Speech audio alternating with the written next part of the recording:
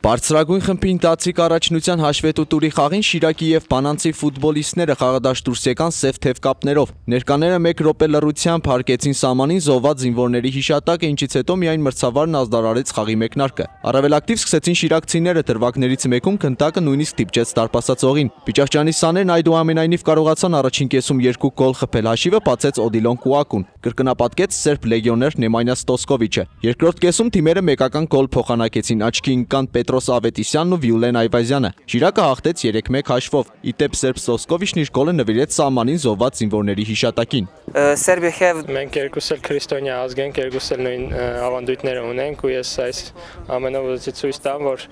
Ղարաբաղը համապատասխանաբար Հայաստանի, իսկ Կոսովոն Սերբիայի հողերն է եւ ես զգում եմ, որ գոլ պետք է խփեմ ու այդ պատճառով հակել եմ այս մարզաշապիկը։ Ես մաղթում եմ խաղաղություն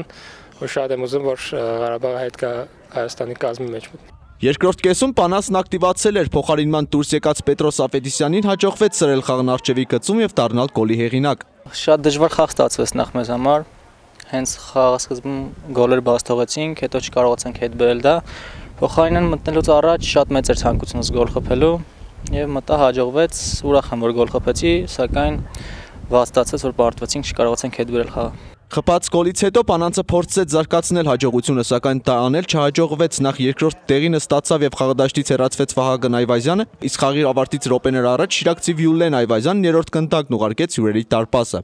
Առաջին խաղակեսը լավ գնաց մեր համար։ 2 հատ գոլ խփեցինք, բայց երկրորդ խաղակեսի առաջին գոլը խառնեց սաղ խաղակարտերը։ Հետո 10-ակով մնաց թիմը, Բանանցը, բայց չնայած մի հոգի պակաս էին, բայց ընդհանուր առմամբ էլի ճնշումը կար։ Լավ խաղավերջում կարողացանք երրորդը խփել ու արդեն վճարել խաղի ելքը։ Վարդան Պիճախճյանն իր ցավակցությունն հայտնեց սահմանին զոհված զինվորների հարազատներին, ինչից հետո միայն խոսեց խաղի մասին։ 1-0 մենք չենք կարող խաղ կերել, երևի այսօր էլ վառ ապացույցն էր, հետո մենք չկարողանայինք մի քանի գոլ խփել։ Այն բաց թողած գոլը հերիք էր, որ միավոր գոլ էր։ Բանանցի գլխավոր մարզիչ Տիտո Ռամալյոն դժգոհ էր առաջին կեսում իր թիմի ցույց տված խաղից։ Իսպանացու խոսքերի համաձայն երկրորդ կեսում ավելի լավ գործեցին, սակայն բաց թողեցին երրորդ գոլը եւ պարտվեցին։ Հապետ Հարությունյան, Խաչատուր Գևորգյան, այսօր։